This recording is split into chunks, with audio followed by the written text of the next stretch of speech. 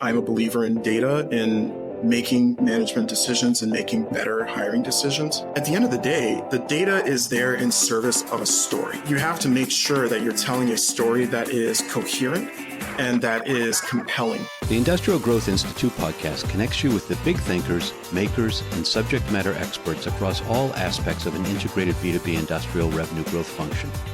From strategy, board oversight and transactions, through all the phases of manufacturing marketing, the complexities of industrial sales, and the nuances of marketing and sales technology and customer experience, I speak with guests who bring insights, innovative perspectives, best practices, and twists on traditional approaches. Each episode explores high-level thinking and in-the-weeds actionable tactics.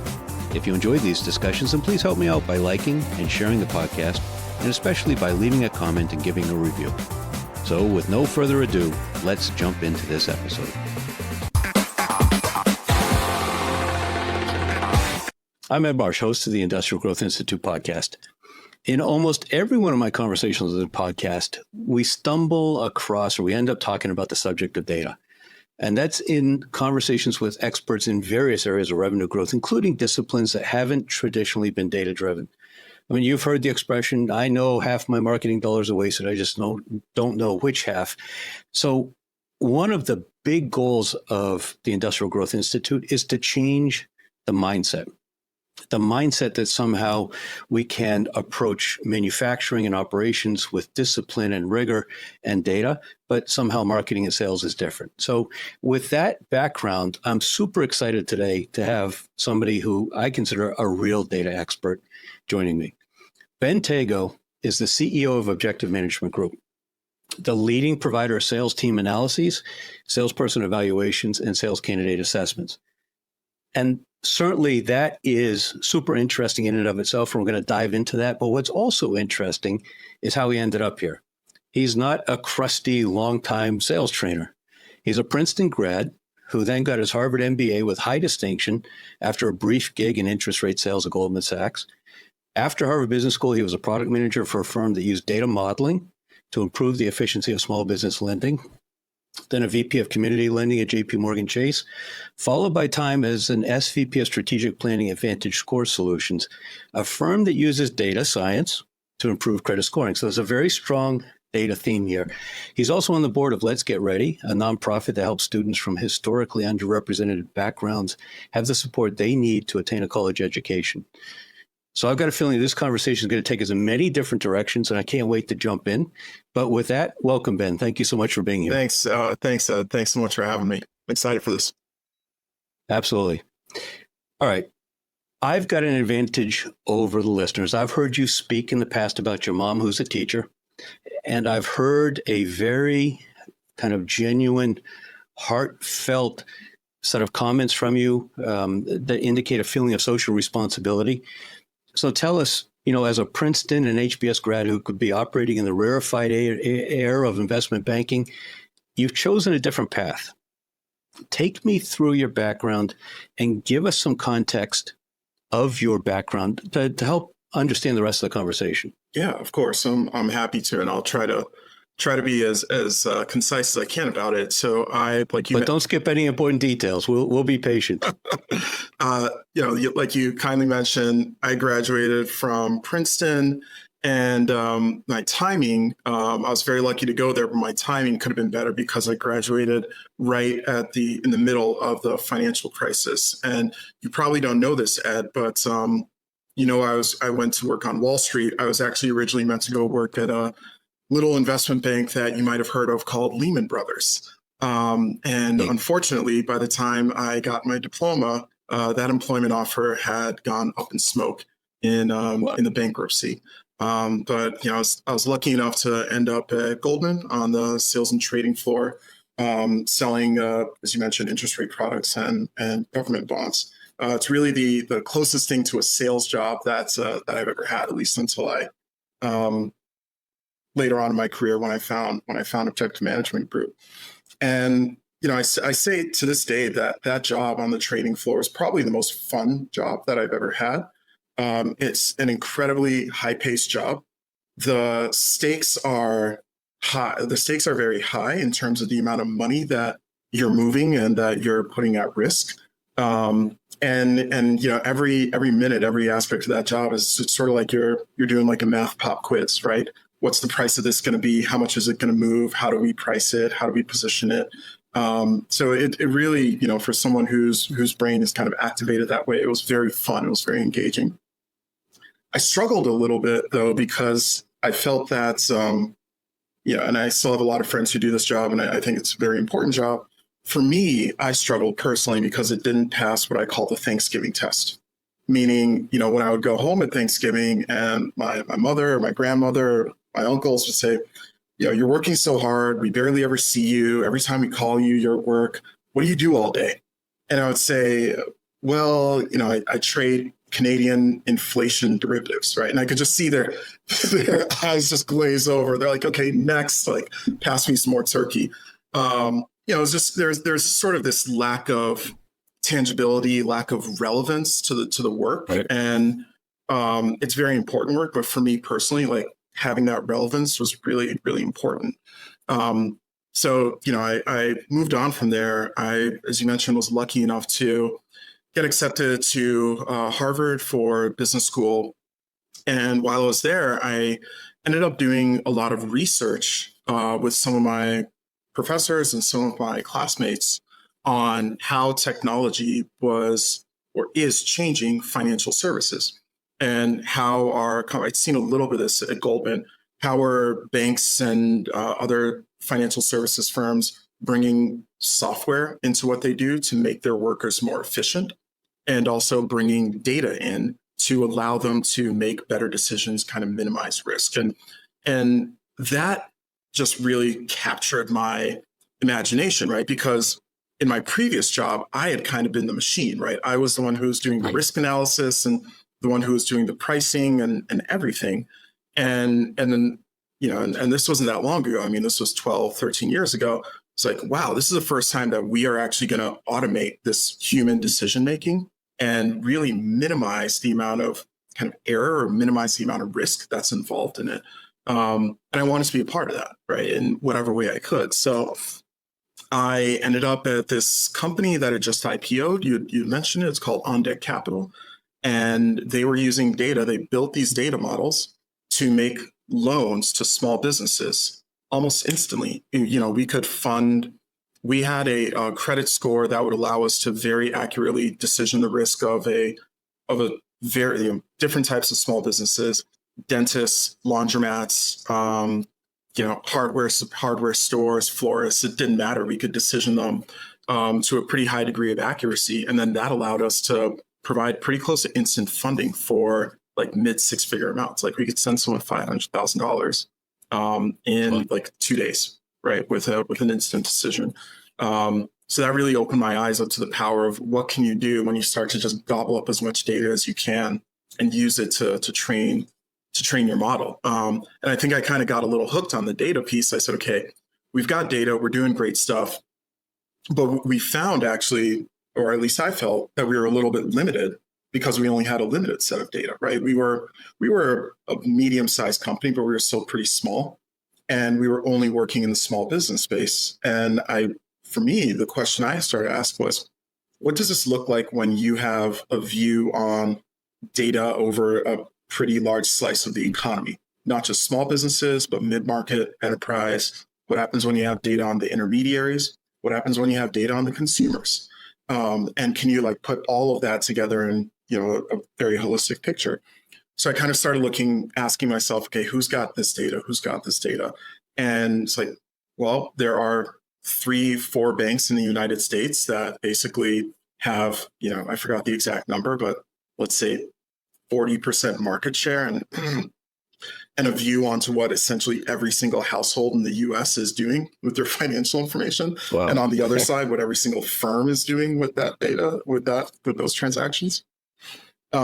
So I ended up at JP Morgan in a similar role, but with just a much, much wider aperture, because there, instead of working with a few, 1,000 small businesses a year, we were working with about 2 to 3 million small businesses a year. About a third of all the there's 6 million small businesses that have employees in the US.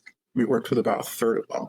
And then obviously they work with, something like 45% of US households through some kind of banking or card relationship or whatever. So we were able to take all that information and really start to, what I say about data is the way that it's most useful is in telling interesting stories.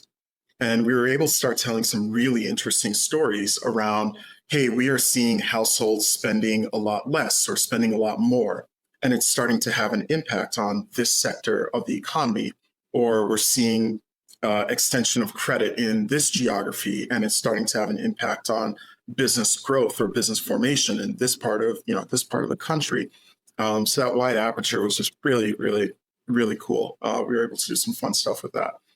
And then, like you mentioned, kind of this ongoing pursuit of ever more data.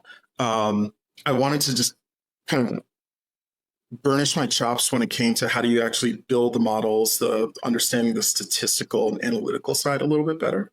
So I went to go work at this credit score model development company, VantageScore, which is the largest provider of free credit scores in the US. If you've ever checked your credit score on any one of the phone apps or any one of the free websites, VantageScore basically provided all of that. It's the only competitor to FICO in the market. And that's really where I learned, okay, how do we take a credit score model and use it to as a lever in a business, right? And how do you sort of treat risk not as something that's a given, but treat it as almost something that is a variable where you can kind of dial up or dial down to help you solve for other business outcomes that you want, right? I'll take more risk if it means more profitability, or I'll take less risk if it means that I'm going to get more efficiency in some part of my marketing funnel or whatever else. And really sort of was able to, kind of hone my intuition about that. And then at the back of my mind, well, I'll stop there before I go on. Yeah, what's interesting to me is you came at this as a liberal arts major. I mean, at Princeton, I think you were studying economic development in New Jersey metros. You weren't running math algorithms. You weren't doing statistics. So how did you bridge that? I mean, my sense has always been these kinds of models are so complex, you got to be a complete math wizard. Yeah, I really thank you for referencing that undergrad degree was economics and public policy. I hope you didn't read the thesis because I don't even think. Yeah, so how did I come at it as a layperson? I like to tell everyone, I got a C-. I'm proud. I earned a C- in statistics. It was a hard course, made harder by the fact that I wouldn't go to class because it was at 9 o'clock in the morning, and I was a 20-year-old. But how did I come at this from a lay perspective, and sort of how did I build a foundation? In some ways, what I found was coming at it from a lay perspective, like not having a PhD in statistics or a master's in analytics, actually was a little helpful from the commercial side, because I still try to approach this with some humility of like, I don't know this as well as the people that are in the numbers. But what I do know and what I've been able to really build kind of strong foundation in is how do we apply this in a business context, right? So, I would have conversations with, I became friends everywhere I worked. I became friends with the analytics team and the head of data science, like, very, very closely. And we would have conversations where they would say, here's a model, this is what it does. Or I'd ask them, what does this do? What is this input? What happens if we change this, right? So just sort of start from a place of curiosity. And then I would also ask them, okay, what happens if we apply this model in this business context, right? You have a risk model, you have a pre-approval model, essentially is one way you can think about it. You have a pre-approval model that we're going to use as a screen on everybody who we're going to market to, right? So I would run marketing campaigns where we would put out promotional offers or something. But we wanted to make sure that the people who we were marketing to were actually likely to be eligible for the product. Sure. So, I'd ask a question around, okay, what happens if we change the eligibility criteria by this? Can I get more people who are likely to be approved, fewer people who are likely to be approved? How many of them are going to be on the margin who are going to have to put into some sort of offline workflow that we, figure out? So just through questions like that, I was able to understand not so much the statistics itself, although over time I did build some understanding of that, but really, how do we take these statistics and translate into something that somebody who doesn't know statistics, me, can still find, and my colleagues can still find, useful and use to make decisions. And really, that's most of us, Ed, right? Like most of us aren't walking around PhDs in statistics or really great intuition about how to take, logarithmic, linear regressions and turn that into odds ratios. But if I told you, hey, I can help you make a decision where the likelihood of you getting a good outcome is 3x as great as it was before, you don't need to know statistics to know, yeah, that seems like something that I should probably investigate further. Maybe based on behavioral finance, the way to say it would be the other way around. The likelihood that I can save you a bad decision is 3x what you had before. I mean, Kahneman tells us that people experience the loss of a bad decision far more than they do the joy of a good decision, right? Totally right. Loss aversion. And it's funny, I'm probably jumping ahead a little bit, but that was actually one of the really key findings is when I found Objective Management Group that drew me to the company is when I in my diligence, I talked to VPs of sales, CEOs who are responsible for hiring sales teams. And I said, if you can increase the number of good salespeople who you hire, is that compelling? And they said, that's interesting, but not compelling. And then I said, well, if we could decrease the number of bad salespeople who you're hiring, is that compelling? And you could just hear like the emotion in their voice. Anyone who's ever had to terminate a bad hire or whatever, they're like, oh my God, if you could save me the heartache of having to go through that again, I would pay you so much money. And then I said, okay, well, hold that thought because you will. All right, yeah, we're definitely going to go there, and we're going to talk about the cost of bad hires, and I was going to talk about it in terms of the money, but we'll definitely have to touch on the emotional aspect of it. But before we run there, give us a quick pitch for Let's Get Ready. I mean, why should people listening right now pull out their phones, go to letsgetready.org, and hit the give button? Yeah, thank you for asking. So Let's Get Ready is this awesome organization that I've actually been a part of since I was a student in college and I was a coach there. Let's Get Ready provides college counseling and SAT tutoring to basically students from under-resourced backgrounds. So primarily for students who are first in their generation to go to college. And these are kids who just themselves have incredible, we talk about commitment and motivation and desire and selling. These are kids who have incredibly high desire, commitment, motivation. They just don't necessarily have the resources or the path that's been laid out for them. So Let's Get Ready has this peer mentorship model where they're paired with college students who have basically just gone through this process themselves, gone through the college admissions process, and they provide them with coaching. They provide them with resources to help them figure out how to take the SATs, navigate financial aid, fill out the FAFSA. And then once they actually get into college, they continue to provide them with mentorship and coaching. Here's how to take advantage of your professor's office hours. Here's how to set up your study schedule so that you don't get a C- in statistics like I did. Well, first you go to class, even if it's at 8:30 in the morning. Set your alarm, go to that class.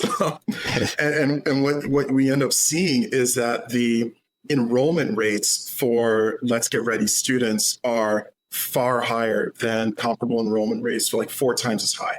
And then once they are enrolled, once they're matriculated, the persistence and the 5-year graduation rates are in some cases even higher than what we see for students that are coming from resource backgrounds, right? If you pair motivation and commitment with the resources, these kids just do incredibly, incredibly well. So I was lucky to be a coach there and get the chance to help a few students. And I've been lucky to be on the board and support it. So I'm a huge fan. And of course, I hear data, and you're talking about the performance of the organization that it has. Speaking of data, for people thinking about donating, do you know off the top of your head the percentage of donations that actually go to support operations? That's a great question. Ooh, and I should have it off the top of my head. I do not, but So is it fair to say substantial? It is substantial. Yeah. Because it's this peer model, there's very, very low admin overhead because we're not using, any administrators or any corporate staff to work with the students. It's all students working with other students. So it's also a very, very efficient model. I don't have the latest stats off the top of my head, but I can get that for us. All right. And then one more background question to give us this foundation as we go forward. Recently in conversation, you and I ended up talking about West Africa, time that I'd spent there doing business and some of your family heritage. Fill in those pieces for me. Yeah, sure. So I'm not sure if there's a tie into data necessarily, but as we talked about, my family is from Ghana in West Africa, Accra, the capital city of Ghana. I, for the most part, I was actually born in London. For the most part, I grew up here, but I still have a lot of family back there. My grandmother, we're very lucky to have her with us. She's 95 years old and still lives in Ghana. So we're able to get back there and visit her from time to time. My mother is actually just back there right now. Nice. And your mom is or was a teacher? She was, yeah. She's retired now, but she was a teacher. She actually taught special ed and kind of occupational skills to students that had disabilities. Got it.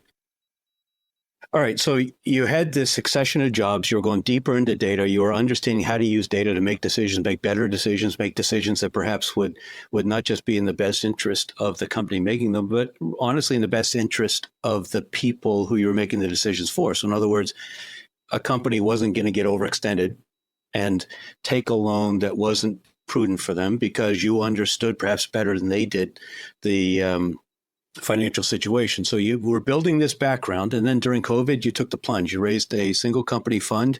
You started looking for a company to invest in. What were the criteria? How many companies did you look at? And in the end, why was it OMG? Oh, man. So I'll answer that in a couple of ways or in different order. So I probably looked at over 5,000 companies over the course of like 14, 15 months. I looked in a couple of industries. The unifying thread, as you can imagine, was I wanted to find a company that had a compelling and a relatively untapped or underutilized data asset that we could build analytics on top of as part of the product to make the product kind of stickier and more compelling for users.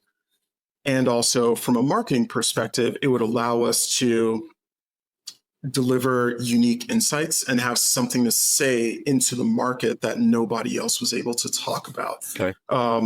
So those are kind of the broad parameters. You can find that in a bunch of different ways. I actually thought about buying a combination, rolling up a bunch of sales training companies. Because my thinking was, okay, if you can find companies that have a common curriculum and the trainers have a lot of performance or outcome data, right?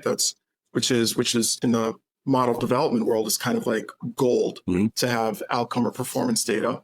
You could say something really compelling about what types of curriculum, what types of interventions lead to outcomes for better salespeople. So I started talking to a bunch of sales training companies and that realized that was probably not going to be a great idea, or I was not going to be the best person to execute that idea. But these guys keep talking about this OMG thing. And finally I said, you know what? I keep hearing about the OMG. I should give this guy Dave a call. So I dropped him an email and got on the phone and about 20 months later, here we are. And was Dave thinking about selling, or did you just reach out to him at the right time?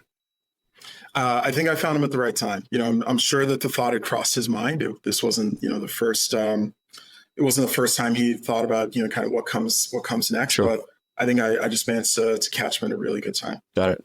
All right. So let's go deeper into OMG. I introduced it in your bio at the beginning, but really, what does OMG do, and why is it so unique? Sure. So very simply, we make talent assessments for people who work in sales. Our talent assessments, you can use them to hire and help you identify really good salespeople. You can also use them to essentially as a gap analysis for your existing sales team and figure out where you need to train your team in order to bring them up to elite quality. There are a couple of things that make us unique. First is we're really the only ones that operate in this category, right, of sales talent assessments. There's a broader assessments category of a lot of psychometric and personality and behavioral tests. But when it comes to measuring sales specific skills and scale specific beliefs, we're really the only ones that do that. And the other thing that makes us unique and why I kind of fell in love with the company is we've been doing it for long enough that we have accumulated a pretty substantial amount of data, both on how salespeople and sales teams, companies, think about their competencies and report themselves on their competencies. And we also have some interesting performance data in terms of what do companies tell us about sellers' performance, what do salespeople tell us about their own performance. There's a difference between those two? So this is really interesting. There actually is not that big of a difference, wow. Ed. We just did some analysis right now. We should actually put it together into a blog post because I thought it was kind of funny, compelling to see. Is so we ask performance a couple of different ways. We ask the company to tell us about the seller's performance, and then we ask the salespeople, tell us about your own performance, and tell us about what your company would say about your performance. And I would have expected that, there would be some drift there. But for the most part, when a company identifies somebody as a top performer, that person also identifies themselves as a top performer. And for the most part, when a company identifies someone as a bottom performer, that person also says, yeah, you know what? I'm not doing too hot right now. So I was actually very surprised by the degree of honesty. The drift was, I don't have the exact number top of my head, but let's say it was like less than like 10% really? Sort of deviation, which was quite surprising to me. I interrupted you though. You were continuing to talk. Yeah, no. So we've got this data. We've got assessment data. We've got outcome data. So from a modeling perspective, it just lets us do some really cool stuff in terms of calibrating the model and continuing to refine the model to make it more predictive. Got it. Someone with your background and the board that you've assembled for your company, obviously you don't play small ball. So you've got, I assume, a big vision, obviously about improving sales effectiveness. So there's an enormous TAM, total addressable market. Every company has sales. Every company needs to be more effective at sales. Are you able to share anything about the vision that you and the board have and kind of what's next and where OMG goes? We're going to talk more about what's now and what you do so well, but I'd love to understand more about the potential. Of course. So I appreciate you asking me. So, if we were to kind of put numbers around it, so today, as you mentioned, or before we start putting numbers on it, as you mentioned, that every company has sales, or almost every company has sales. We are applicable across industries. We're a horizontal product. Anyone who's doing a complex B2B sale, where the ACV is, let's say, getting into like 5 figures, is a good candidate for us. Our narrower ICV might be around the middle market, like $50 to $500 million, but we have applicability all the way up to enterprise, and we've worked with enterprise clients, and all the way down to a couple $1 million companies as well. All the way down to a couple $1 million companies. Yeah, if you have a seller, or you are the CEO and you're the primary seller yourself, yeah, we can help you. So broad applicability, big TAM, like you mentioned. Today, we work with about 2,000 companies every year across the world. We operate in 44 countries. We work with about 2,000 companies. I would like for us, let's say by 2030, to have quintupled that and to be working with closer to 10,000 companies. And that's sort of the tangible goal. Like I said before, there are 6 million employer small businesses in the U.S., and the majority of those have sales teams and are engaged in the complex B2B sale. So, I'm steering us towards 10,000 right now. That's the BHAG. But the sort of ultimate BHAG is, hey, we should be working with 2.5, 3 million small businesses. We're not going to get there overnight. Let's get to 10,000 first. But ultimately, that's where we want to be. And I've heard you share that you've got a 30-year kind of roadmap. So this is not something you're not trying to scale like a SaaS company for an IPO in the next 3 years. This is something you're committed to personally as Ben Tagoe, and you're really focused on building this the right way.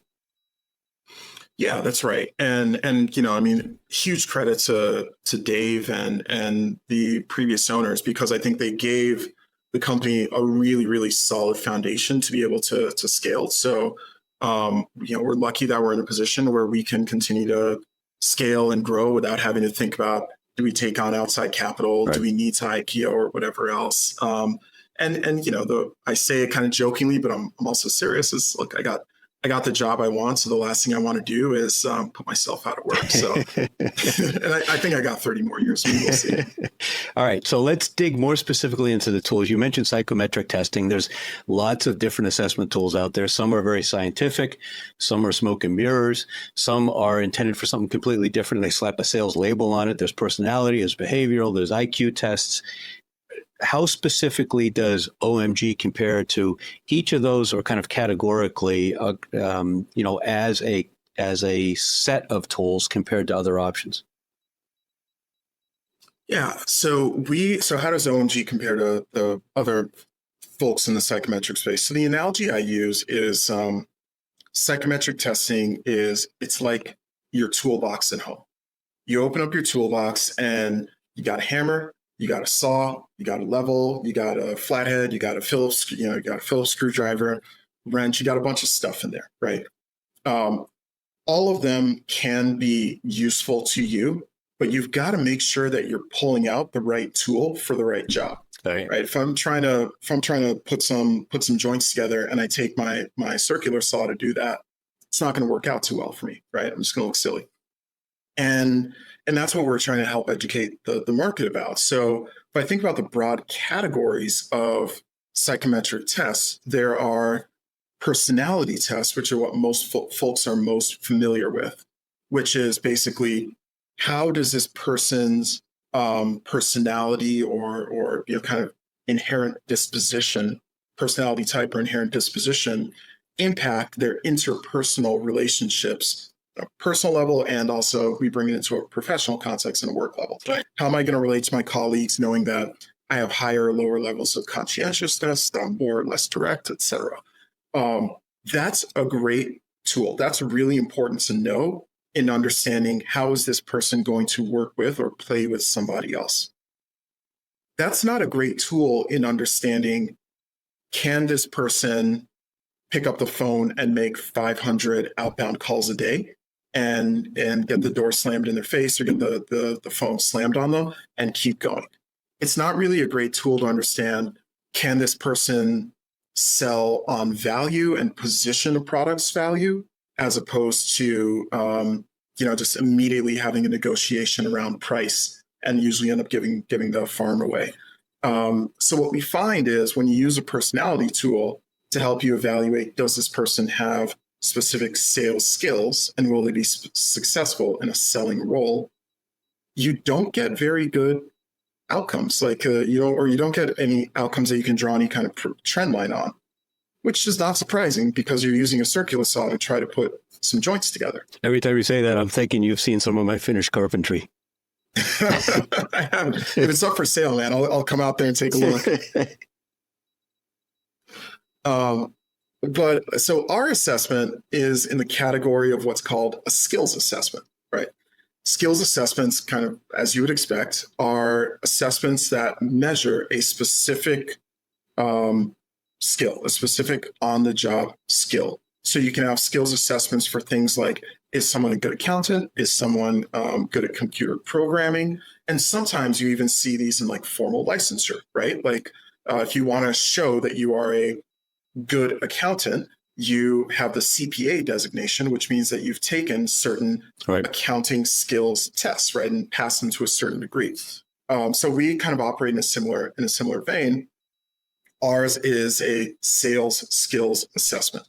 And specifically, what we measure are 21 competencies that are highly correlated to success in selling.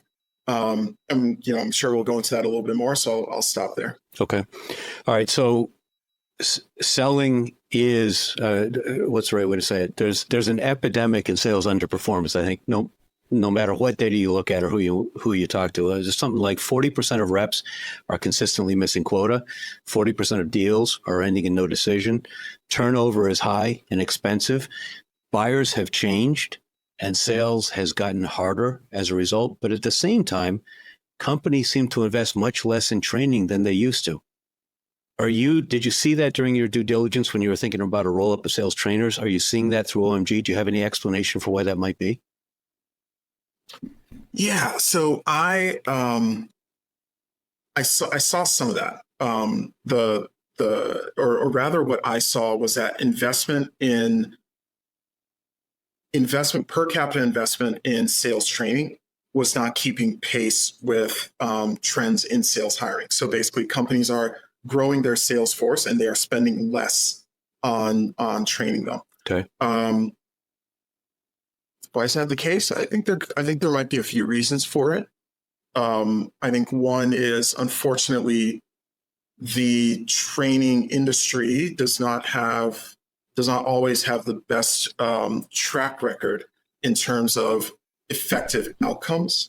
And I think part of the reason for that is because many trainers, fortunately not the ones that we work with, but a lot of trainers are treating symptoms, but they are not getting to the underlying root cause of the issue with the seller or the sales team. So in other words, people are having a hard time. There's a lot of discounting. So they come in to do negotiation training as opposed to fixing the fundamental problems in the sales process to put them in a position where they need to discount to get the deal. Is that an example?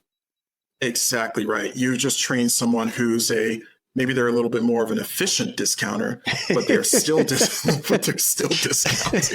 because you haven't taught them how to sell value. Right. So one of the things that OMG can absolutely do, if people are skeptical about the value of sales training, OMG can help determine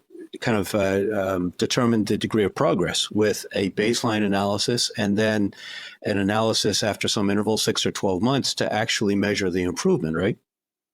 Yeah, that's exactly right. So we actually encourage all of our clients to do this: is do your initial baseline analysis, work with the trainer on whatever intervention you need to prioritize the most for your team, and then do a checkpoint, was what we call it. Do a repeat and see how much your teams have improved in their selling competencies based on the training that they've been provided. One of the things that the OMG tools check for is accountability. And I've got a theory that there's a general decline in accountability among entry-level folks, mid-level folks, and even senior-level folks. And I come at it with the perspective of somebody that was in the Army many years ago, and it was kind of hammered into me. And in my early sales jobs with a lot of very structured and rigorous sales training, there was a lot of accountability. I'm wondering whether the decline in sales training may be because of a decline in accountability. And I don't know if you've seen that, if you want to opine on it, or if you want to stay away from that topic, but that's an idea that I've got. Yeah, that's an interesting one. We haven't, or rather, I haven't looked into the data around accountability trends. So, I'm not able to say definitively. I think it could definitely be a cause for why we're seeing less interest or less investment in sales training. One of the things that people use your tools to do is as one of several decision components in deciding whether or not they're going to hire a potential employee. And I heard you speak recently about the obligation that you feel as a CEO to ensure that you're providing accurate data to companies that use the products to contribute to those decisions, but also the important context around how to use it and to what degree it's appropriate to rely on it and how to interpret it, because those decisions impact people's livelihoods. Yeah, that's exactly right. I mean, I think I'll start with the last thing you said, which is we are in the business of helping companies to hire people. We are in the business of helping companies to develop their employees, which means ultimately we are going to be involved in decisions around that impact people's livelihoods, right? Who gets the job, who doesn't get the job, who gets promoted, who doesn't get promoted, who gets what territory, which then, as you and I know, has a lot to determine of who's success. Right. And so that's something I take really seriously. That's something I take really, really seriously. It's important that we approach our job with a lot of rigor, which I drill into the company. It's one of our values, is being highly analytical. But it's also important that we approach it with a lot of humility, right? Because one thing I did take from statistics, got that C-, but one thing I did learn is, it's rare. It's very, very rare, highly improbable that you're going to have a model that's going to be right every single time, right? And the goal is to always refine and improve the model. And you're really only able to do that by taking in information from the real world, quantitative information from the real world, as well as qualitative feedback from how people are using it. And then it's a judgment call. It's a business decision about how you incorporate that feedback. But that's something that we think is really important for us as model developers. The other thing that we think is very important, is kind of incumbent on us, is making sure that we are training or educating our clients, our distributors and our clients, about how to properly hire and how to set yourself up for success. We use the phrase, or we talk about, one thing, we love it when people rely on the assessment, but we flinch a little bit, or we grimace a little bit when we see people only relying on the assessment, right? It's not magic dust. It's not, hey, the assessment said this, so if I hire them, everything's going to work out great. As you know, the pool the pool of eligible candidates that you're sourcing has a big impact on who you're going to put through the assessment and ultimately who's going to be successful. The rest of your hiring process has a huge impact. If you evaluate somebody and they come back as recommended and you move them forward to the interview stage, but then your interview panel is unprofessional or unstructured or just in whatever way not rigorous, you're probably going to let some lemons, come through there. And then even once you've gotten all that right, onboarding is so, and this is something we've been banging a drum on for years, and we're not alone. ATD, SHRM, a lot of other talent organizations happen as well. Companies just fall down when it comes to onboarding. Yeah, they do orientation. They get somebody the laptop, the business cards, the health insurance form, and they call that onboarding. Yeah, maybe you give them the hoodie with the logo on it or something, but it's like, look, that's not onboarding, right? I haven't taught you how to use the technology stack. I haven't set up a regular cadence I haven't set expectations for what's expected out of the job. I haven't set up a regular cadence of, developmental meetings with the hiring manager.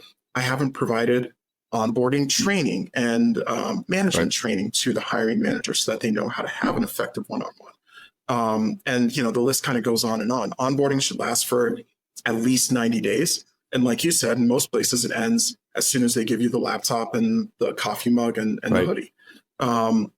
And so that's something that we really try to drill into our clients as well, is, hey, there's a great analogy one of our distributors has for it, is you can find a rock star. You can find someone who is the best salesperson, is making millions of dollars for their companies. But it's like a preschooler. If I take a 4-year-old, a healthy 4-year-old, and I put them into an environment where they are not nurtured, or where everyone else in the preschool is, sick, has the flu, guess what? That 4-year-old, they're gonna catch the flu, or they're gonna say, I'm not getting anything out of this, and they're gonna leave. You're the product of the 5 people you spend the most time with kind of a thing. Absolutely right. And we see that a lot. All right. So you talked about the importance, because these are impactful decisions, the importance of the accuracy and the meaning of the data. I think what I'm hearing you talk about is essentially you're taking the gut feeling out of it. If we think of a Moneyball example, for instance, Billy Beane said, we're going to look at data and we're going to use that to give us a screen to make informed decisions, as opposed to just rubbing our chin, sitting in the stands, using a radar gun, and based on that, saying who we think looks good. Is that a fair analogy? That's a great analogy. Yeah. It's, I think the Moneyball analogy is exactly right. Take the gut feel out of it, or at least minimize the impact of the gut feel. on the hiring decision. So the alma mater, the last name, the competitor names that they've worked for over the years, which I think means they're a retread. Some people think it gives them a lot of credibility. Those factors become less important. You've got actual data to look at, and then you interview for cultural fit, and you interview for people. I mean, salespeople, let's face it, salespeople are the only job you're hiring for that are trained to outwit you. And so the interview needs to be really rigorous. Another aspect of the OMG assessment is the fact that it gives you a roadmap for how to interview in a way that can help to uncover some issues that might be problematic. Yeah, that's exactly right. That's one of the things that we deliver is this, this roadmap of, hey, here are gaps that we saw in this candidate. So you want to make sure that you're asking them specific questions that help you to understand how much of an issue is actually going to be for that person. So how do you measure accuracy? You want it to be accurate. It has to be meaningful because these are important decisions. But how do you actually measure accuracy? Oh man, I could talk about this for someone who doesn't have formal training in statistics. I could talk about this for a while. So this is actually a place where we've made some changes since I came into the company. Historically, the way that we measured accuracy was we would survey users about the outcomes that they were getting, which was pretty good. We would sort of consistently hear back from users that the folks who we recommended disproportionately are the ones who are performing well at the company. And the folks who we did not recommend, sometimes they'd hire them anyway, are the ones who are disproportionately not performing well. And that was pretty consistent. So we do that. We still continue to survey users about that. In our latest survey that we did recently, we found that 72% of the candidates who we recommend and are hired are ranked in the top half of the sales team. And it was actually 100% of the candidates who were not recommended but were hired anyway rank in the bottom half of the sales team. So we still survey users. That's one thing. The other thing that we started to do is we triangulate with other points of performance data that we have. Namely, we collect a lot of performance data on existing sales teams. And as I mentioned, as we talked about earlier, we've got really good data on both who the company says is a performer and who salespeople themselves, they kind of self-report themselves, whether they're a performer or not. And we've actually been able to combine that into a couple of different, I'll use some jargon here, combine that into some different meta variables. And then we're able to backtest our candidate assessments on, this pretty large data set, some 12, 15,000 salespeople and their performance data, and see how accurately does the assessment do in identifying who is a performer, who's not, and more importantly, how well do our individual competency scores correlate to whether someone is a performer or someone's not. And we see pretty high correlations there. But then what we can do is we can take that a step further and say, okay, where the correlations aren't as high as we'd like them to be, how do we tweak the questions that we're asking or tweak the way that we're scoring them so that we can improve the predictiveness that we're getting from the assessment. And I guess the flip side to that, or the corollary to that, is with that cross-referencing of data, then you can also say, hey, look, here's a superstar that it looks like you're going to hire, a second or third standard deviation talent. However, we know from looking at the sales team that your sales managers only coach on pricing and technical details and only coach as required. And we believe that in order for this superstar to really realize their potential, they're going to have to be coached every day with a lot of role playing on tactical sales, strategic sales, outreach, prospecting, networking, presentations, all that kind of stuff. And so you could almost then, with the insight from the sales team evaluation, arm them with the details that they need in aggregate as an organization to help realize the full potential of each individual contributor, right? Yeah, that's exactly right? Because it's not just about, and you make a great point, Ed, it's not just about the individual skills, like where they're strong, where there's gap. It's about the environment that they're going to be going into. And it's about how do their skills sort of fit or not fit with the skills of the person, the broader team, the person who they're going to be reporting to. So we're able to kind of give, pretty precision guided, insights or recommendations around exactly like you just said. Hey, this manager, he's your guy if you want coaching on pricing or negotiation. But if you need more strategic development or if you need more regular touch points, he might not be the right person to pair this, superstar talent up with. Or if he is the right person, the managers themselves are going to need some coaching on how to be a more effective manager. You mentioned that OMG sells exclusively through sales channel. That's a very interesting market approach. I think companies have started to drift away from sales channel in my experience, although now I would say that trend is reversing, and particularly in the SaaS space, there's more and more going back into partnerships and channel. Why is that the model, and are there compromises involved in that, and what are the benefits that are involved in that? Yeah, I mean, I love channel and as a distribution model, and there are a lot of benefits to it. I love our partner network. Our partners are great. I think the kind of a non-tangible or non-financial benefit of channel is you just get access. You kind of scale your expertise, and you get access to all of these folks that are really, really devoted to being experts in their own business. And bringing a slightly called orthogonal lens to talent development and talent assessments, which you can't really replicate if you've got sort of an in-house or a direct sales or direct marketing model. So big fan of channel from that perspective. Obviously, there are kind of some financial benefits in terms of you don't have to focus as much on managing, hiring, scaling, managing an in-house team. So it can also be a very efficient way to scale as well. And I think going back to the intangible, I think for us, our channel keeps us really honest in a way that your in-house sales team, if these folks, folks like yourself, they can work with anybody, right? And they can put any assessment they want in their toolkit. They can recommend or not recommend us. And in order for us to be the ones that they say they want to partner with and that they want to show to their clients, we have to bring it. We have to deliver value. And it's a little bit of a different dynamic when it's a W-2 salesperson. Right. You're a first-time CEO. You're 18 months now or something like that. Yeah, about 20 months in. 20 months in. Biggest lesson you've learned? Ooh, man, that's a great question. Biggest lesson I've learned: how much I still have to learn.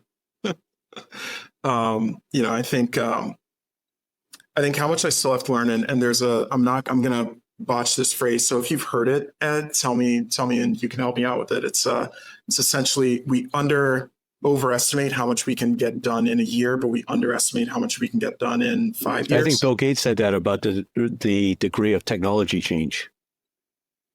Thank you. Yeah, that rings a bell. And I think it applies to just sort of it applies to anyone who is in a leadership seat and trying to kind of move people toward new product development, new market entry, or whatever else. I find that, in a given day or week or whatever, I get frustrated because we're not hitting our rocks. We're an EOS company. We're not hitting our rocks. Things are piling up on the issues list. And then I get to the end of the year and I look back at everything that we've accomplished. I'm like, wow, I don't even recognize where we are compared to where we were 12 months ago. So I try to keep that in mind in my moments of frustration. But in those moments, you're under a lot of stress from yourself, from investors, from your vision for the future. How do you manage that stress? Yeah, I mean, it can be stressful.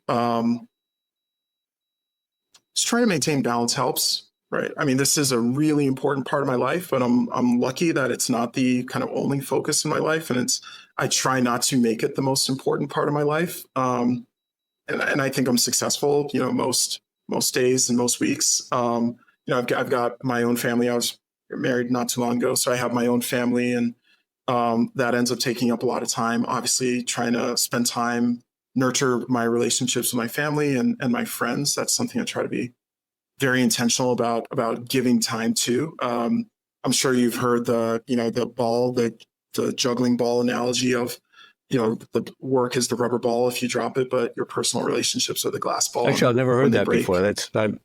I like that. Yeah. So I try to kind of keep that front and center. And then I also try to, I think one of you only ask for one lesson, but I'll give you another one.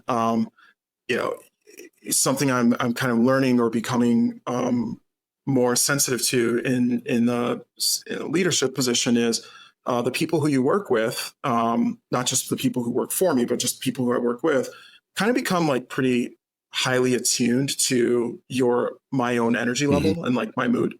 Um, and so that puts an obligation on me to kind of take care of myself. Because if I'm having a bad day or a bad week, and I show up in the office that way, or I show up on a call with my partners that way or whatever, they're going to feel it. And it might not impact the bottom line or anything, but it's going to have ripple effects into kind of how they sort of show up in their work. And that's not something that I want to be a motivator for. So try to take care of myself, try to get some exercise when I can, and do whatever else I can to make sure I'm keeping my own energy level good. And in your personal time, are you steering clear of data, or are you all about data too? Are you filling in the box scores on the sports games, or what? I try not to. The one place where I really can't resist is so I am a huge sports fan. I could use data to help me pick better sports teams because somehow I ended up being a Knicks fan, a Tottenham Hotspurs fan, and it's just all bad. So there's a kind of you alluded to Moneyball. There's a huge wave of introducing analytics and advanced statistics into all sports, particularly with all the gambling stuff now on top of it. Yeah. The gambling stuff is a big piece of it, but I'm actually just interested in how it changes the X's and O's. So basketball, one sport that I follow, 10 or so years ago, your kind of model, maybe 15 years ago, your model basketball player was Kobe Bryant, who was a shooting guard who would keep the ball, dribble a bunch, and then he would be guarded by 3 or 4 people, and he would shoot like a mid-range jump shot. And then some statistics nerds like myself came around, and they started running the numbers, and they were like, "Hey, Kobe, that's actually a really, really inefficient shot. You have you get 2 points, but you have the lowest probability of getting those 2 points. If you're only going to play for 2 points, it's a much higher probability for you to go directly to the rim and try to get a closer shot, or play for 3 points and shoot 3-pointers." And that's kind of led to this revolution in the NBA. Steph Curry, Klay Thompson, even LeBron James, who historically was kind of not this type of player. Now they just like stand outside the 3-point line and shoot threes all day. And as you're watching a basketball game, you can kind of see the smarter players. Where the Celtics are in the finals right now. You can see the smarter players, the Luka Doncic, the Jason Tatums, sort of very carefully playing their spots and making sure that they get to the highest percentage spots on the court. So it's pretty cool to see these guys who I'm sure did not expect to have their basketball career sort of dovetail with them being statistics nerds and analysts, also kind of becoming, it's everywhere. All of us are becoming data geeks. But I love that analogy to sales, because for so long, companies have really brought data and rigor to a lot of the back end efforts or operations of the business, and sales and marketing to a large degree have just been run on gut feeling. And the argument has been, well, people and prospects are different in the factory. We can set up jigs, we can set up fixtures, we can control people's schedule, give them better lighting, do climate control, whatever we need to do. But sales is in the jungle, and there's no way to control that. But sports is as unpredictable as anything could be. And if you can use data to improve the performance there, I think that's a great argument for why you can do the same in sales. Absolutely right. And we see that, companies are now, one of the kind of big growth areas I'm seeing is commercial operations or RevOps companies. It used to be sort of like a Fortune 500 or venture-backed tech thing. Right. And now you're seeing it creeping well down into mid-market, right, where sitting right next to the CEO and the CRO or the VP of sales there's the VP, it's a VP or higher level position, RevOps, right, who's trying to do exactly that, saying, hey, how can we get to the highest, the highest probability success opportunities and create the highest probability success team. So it's encouraging to see it. I wish it were happening faster, but like I said, short-term progress is slow, but then long-term progress kind of seems to happen all at once. So we'll get there. I'm always interested talking with somebody as accomplished with you as you, with a CV like yours, and who's done the things that you've done. What's one thing that you've put a lot of effort into getting better at that you enjoy, but you just aren't really that good at? Oh man. I will run in my spare time, for exercise, and it's something I started doing it because I used to box, so running was part of Right. your road training. And then I just started to do the running because I heard that it's a sport, one of the few sports where as you get older, you actually improve. And you see, generally speaking, if you're a consistent runner, as you get older, you start to see your times come down.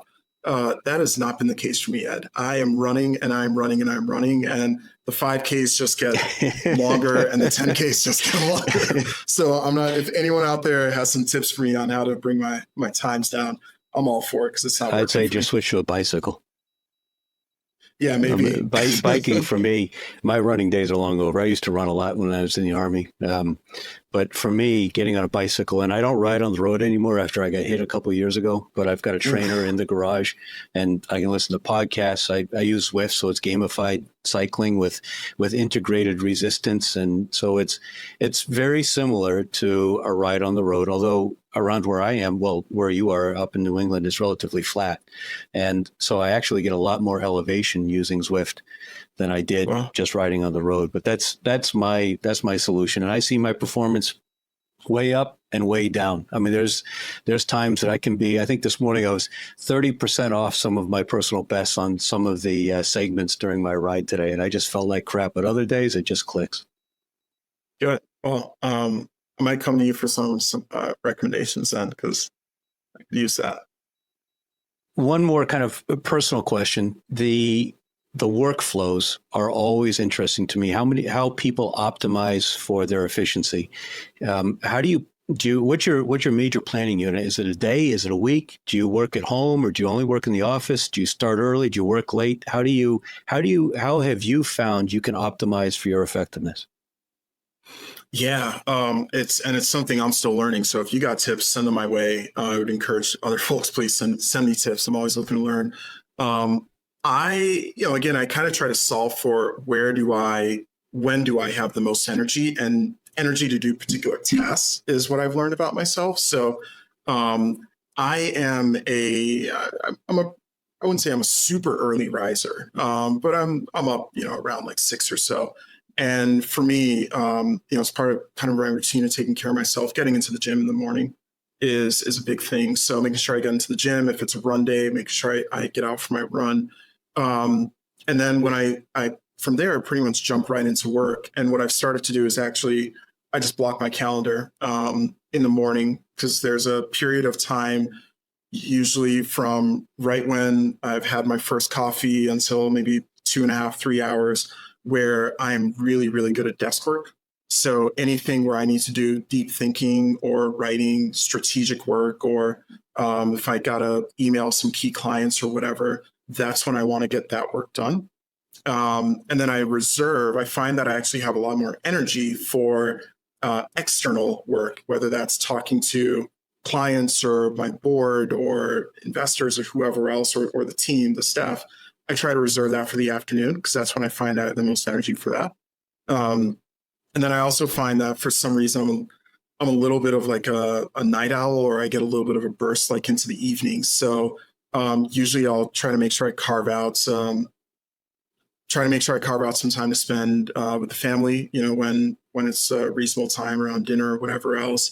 And then I usually have a little bit of time, a little bit of gas left in the tank to go back to any desk work or deep thinking work I need to do late at night. And has that been static, or has that evolved? Have your periods of energy fallen at different times of the day, or is that pretty much the way Ben is?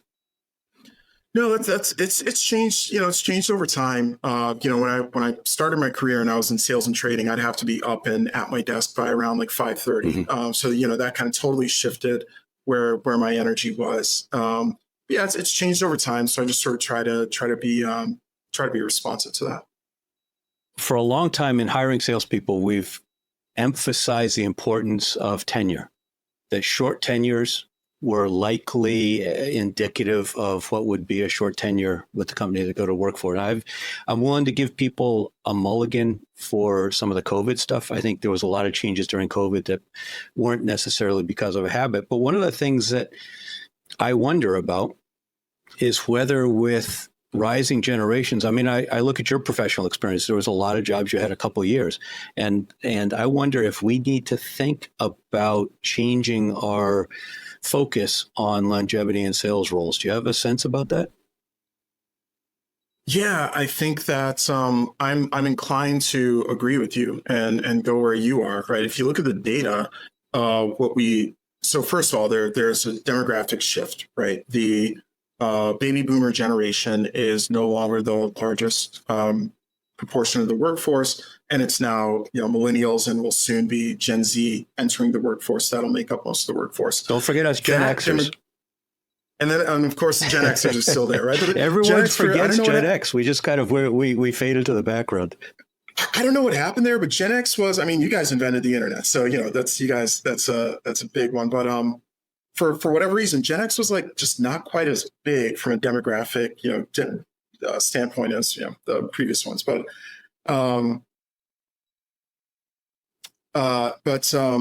what we see along with the demographic shift from boomers, Gen X, millennials, Gen Z, that demographic shift was accelerated by COVID, right? So if you think about the sort of overall labor force trends in COVID, we see, first of all, we just saw a lot of people leave the labor force around 2020, 21, either voluntarily or involuntarily. And then things kind of, I wouldn't say get back to normal, but things sort of snap back. And we see a lot of people come back into the labor force, right? I don't have the exact numbers, but let's just use round numbers. Let's say 10 million people left the labor force, 10 million people came back to the labor force. So from a macro perspective, if you're an economist, you're, okay, great. The labor force is balanced. When you double click into that trend, and I am getting around to answering your question about longevity. When you double click into that trend, what you see is the composition of people who left, the 10 million who left, are not the same as the 10 people who entered, right? So disproportionately, the ones who left and stayed out of the labor force were boomers and older Gen X. And the ones who entered or came back to the labor force were millennials and Gen Z. So why am I talking about this in terms of longevity? When I'm looking at my hiring pool at all levels, whether that's a individual contributor or that's a manager or a manager of managers, the people who I have to select from are more likely to be the younger, newer generation than they were a couple of years ago. There are a couple of traits of that generation to be aware of. One is, yes, you do see kind of more frequent job hopping. I believe boomers would stay in a job on average around 10 years. And millennials, Gen Z, I think it's like 2 to 3 years is like the average tenure that you see. So they are more likely to have had, a couple of different jobs. What that also means is when you're considering someone for a management or a leadership role, is they are less likely to have been in, kind of an existing leadership role for a given period of time, right? So overall, yeah, we are seeing a lot more churn in the labor force. And I do think we kind of need to, I don't necessarily want to totally discount longevity because I think in sales especially it matters, and we probably don't give enough credence. If you get a 12-month sales cycle and somebody changes jobs every 2 years, I mean, that's not a profitable model. What have you done? I mean, what do you even have to talk about there, right? It's like I filled up the pipeline and then I left. Like, come on.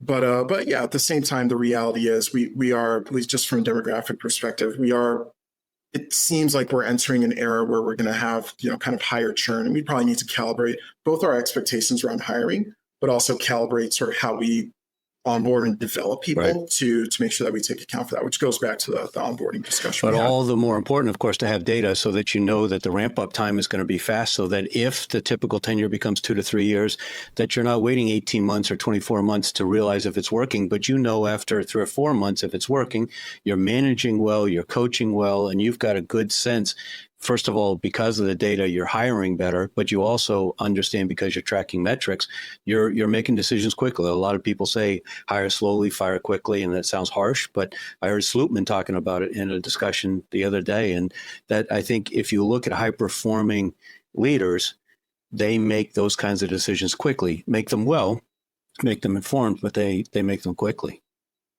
Absolutely. Absolutely. And look, there is you hit the nail on the head. You make them well, you make them informed, you make them quickly. Don't underestimate the cultural impact, Sure. right? When you have somebody who is not performing or is not at the bar that your organization has set and you let them go, you are sending a message to the rest of the organization that is at or above the bar that you value their work. Yep. And that's a message that, you want to build into your culture. I can't take credit for that. That's something I heard from an OMG partner, and it really stuck with me. So I'm just amplifying. But back to sports, you see that with Belichick. I think he was the ideal coach for a different era, and there's other coaches that have a similar sort of a philosophy, but high expectations engender high performance in my experience. Absolutely right. Yeah, you see it with a lot of the top performing coaches, and it's funny because it spans across coaching styles, right?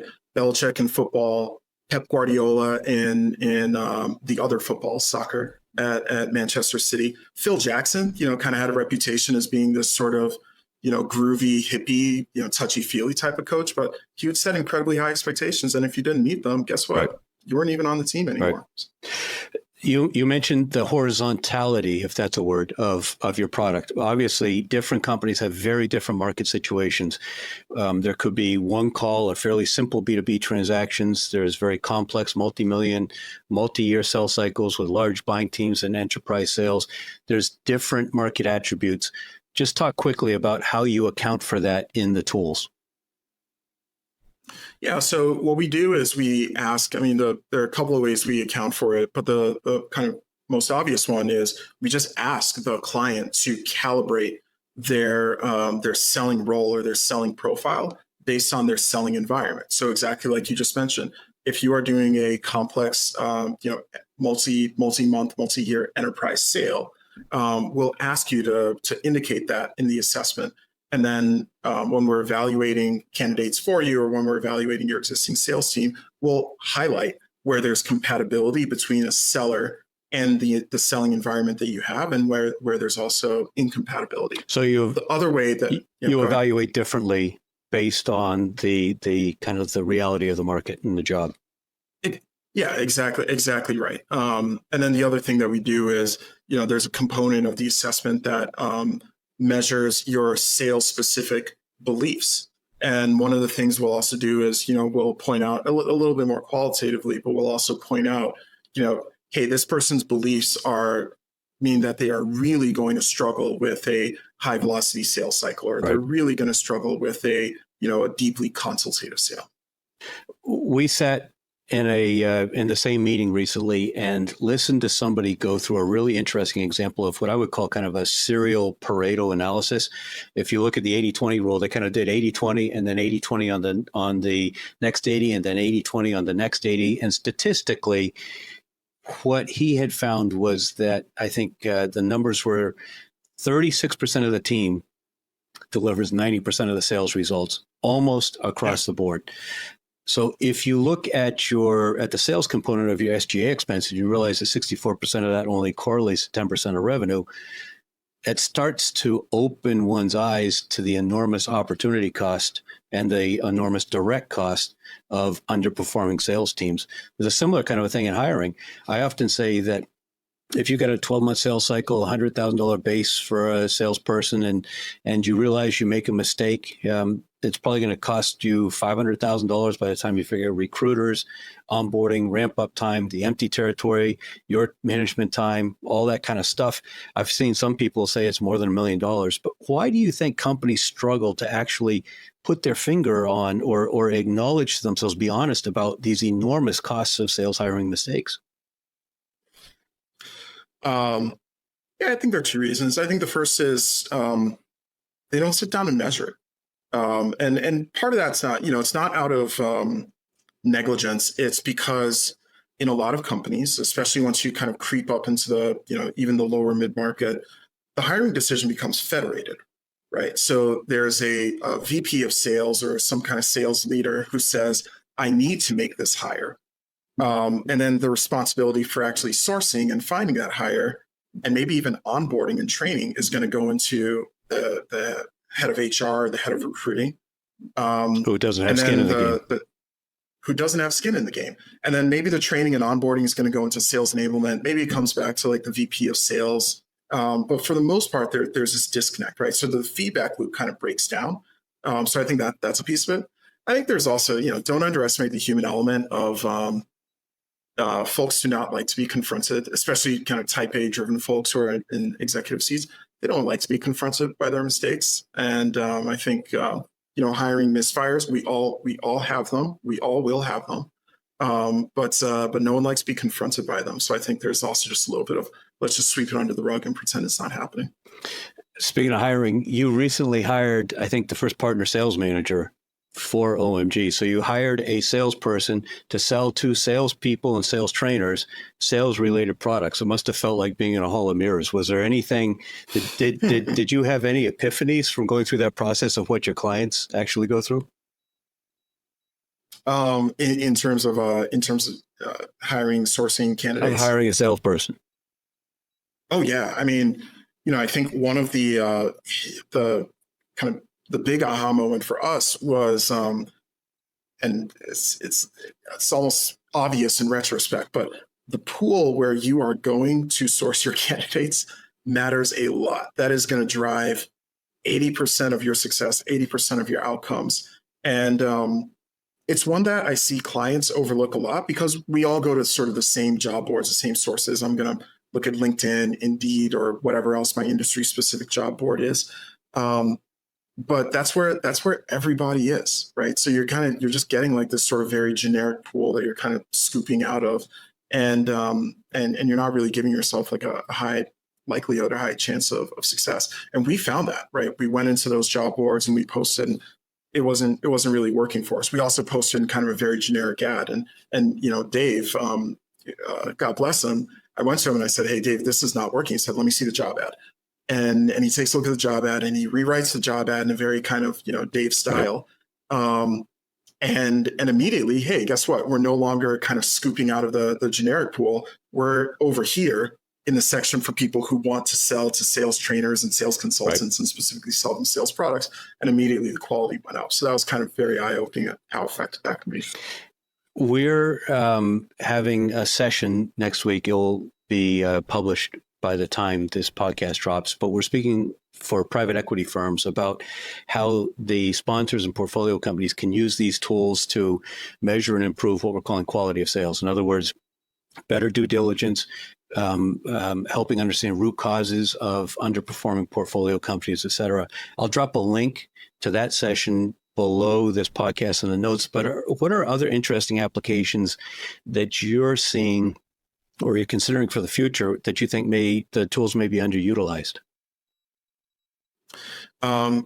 Yeah, I mean, I don't want to say too much. One of the things that we are working on, and we shared it, where we just were at the recent meeting, is building more analytics into the tools in terms of showing folks where there are correlations between competencies, right? Because sales skills are not developed and also are not deficient in isolation, right? Like we talked about earlier, if someone struggles with selling value, there's probably something else that's going on in something that's not related to selling value, but is correlated to it. And we have the data on that. We've sort of built that out, and we're going to be exposing it in our assessments so that you can see this person struggles to sell value because they struggle with confronting people who they have to develop a relationship with. So if you want to help them become better value sellers and not just treat the symptom, you also have to help them really get over their need for approval while still, helping them to foster relationships, but have kind of the appropriate level of relationships. So almost coaching tips. Yeah. In some ways, coaching tips. I would say just sort of like quick guides for where do you look. So yeah, we're really excited to share that with our distributors and to bring that out to the market. You're a lifelong learner, I can tell listening to you. What business related books or blogs or podcasts or YouTube channels do you go to when you're out for those morning runs or when you've got time commuting or whatever? What do you find thought provoking? Man, right now I am trying to get my way through as many. I'm actually pulling up my ebook library now. I'm trying to get through as many sort of sales development books as possible. One, to pick up more tips to help us as a company, but also to really kind of better understand how our distributors think and how our distributors work, and also what it is that some of our clients are exposed to as well. So yeah, I'm reading. I've been reading the Challenger Sales Spin. I've been reading the Sales Development Playbook on outbound and kind of BDR motion. I just started Predictable Revenue right now as well. So yeah, just as many sales books as I can. If you have recommendations, please send them my way. But all reading, no audiobooks. Those are all on audiobook because I find that I don't have as much time to just sit and thumb through a book as I would like. So it's usually on my commute. Check out Jolt Effect. That's written by the same folks as the Challenger Sale. It's really interesting. It highlights the fact if 40% of deals are ending in no decision, why is that the case? And certainly there's some lack of qualification and deals get into the pipeline that shouldn't be there. But often what happens is buyers get excited based on the FOMO, the fear of missing out. The salespeople develop pain. The buyer says, yeah, I got to fix this. But then there's a Rubicon that the buyer crosses where the impact of the FOMO drops off and they start to worry about the FOFU or FOMU would be the PG way to say it, the fear of messing up. And so at that point, then the sales rep play typically is to go back and keep hammering on the FOMO. You're going to lose this opportunity. You're going to miss out on these gains. And all that does is actually drives away the buyer who's starting to say to themselves, but what if I make a mistake? What if people on my team object to it? What if the implementation doesn't go well? What if we don't get the results that we're expecting? So I think the Jolt Effect does a really good job codifying that transition that happens in the sales process and why the traditional playbook to counter it is actually counterproductive. Oh, that's great. Thank you. I'll check it out. I made a note. Looking out over the next 5 years, you obviously come with a lot of management and financial acumen. What do you see as biggest threats and biggest opportunities for businesses in general? I think it's hard to go on a podcast these days and not talk about AI, artificial intelligence. I do think it's going to be a tremendous opportunity in terms of helping companies to work more efficiently. We are already seeing that. We do not use AI in our product development at all, but we do use it in kind of our marketing, and it's made our marketing team much more efficient just in terms of building content. But I also think that that's going to be it's going to create a challenge for the selling community because the bar, and again, you're already seeing this, the bar to show that you know your prospect and that you understand your prospect is just going to go like this. Right. And it's a place where honestly I'm a little concerned about. It's something I'm thinking about. How can we build into the assessment to help evaluate salespeople on this? Because I don't know about you, but I get about 300 cold emails a day, and they are almost all written, and they're bad. I'll just be succinct. They're bad. And I do worry about all these folks that are in a seat where it's like, listen, ChatGPT could have spat out something that was better and much more highly personalized. So why are you getting paid whatever you're getting paid to send me something that's really, really, not appropriate? And for anyone who is already kind of engaging that motion in a way that is appropriate, well, still, ChatGPT can send me something that is much more engaging and much more highly personalized. So what extra are you going to show, or what extra are you going to tell me that is going to make you stand out from your competitors who are just using a bot to get in front of you? And I'll preach here for a minute. The extra better not be technical features of your product. The extra has to be business acumen. That's the only thing that matters. The way you can help buyers achieve their aspirations and their business goals. And if you're not talking about that, you're just wasting air. Amen to that.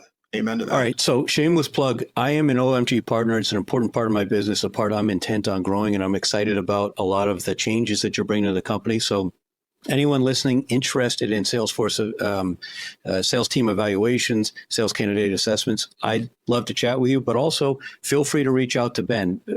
People that want to connect with you, learn from you, follow you, what's the best way for them to get in touch with you?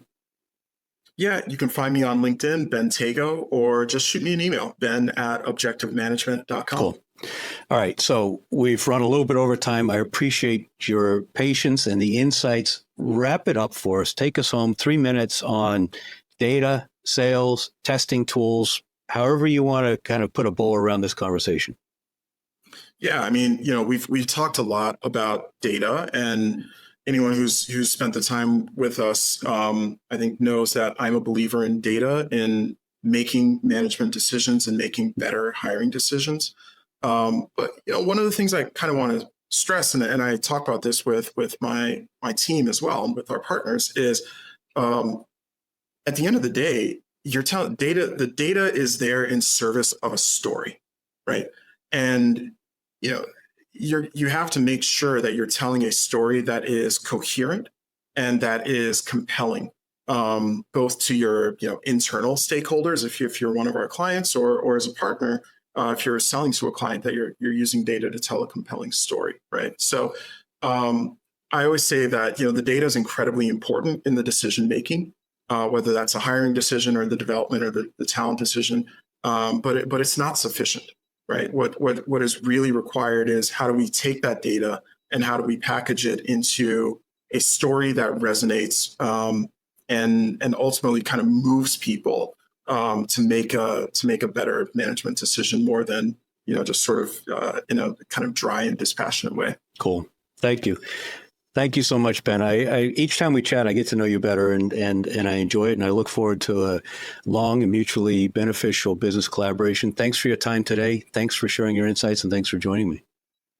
Thank you for having me. This is a lot of fun. I really appreciate it. And for everyone listening, I know that you know someone that is responsible for salespeople and wishes their business was selling more. So you got to share this. Please make sure you hit the bell, subscribe, like it, share it, comment on it, and pass it out to folks who you think will get value from it. Thanks very much for listening.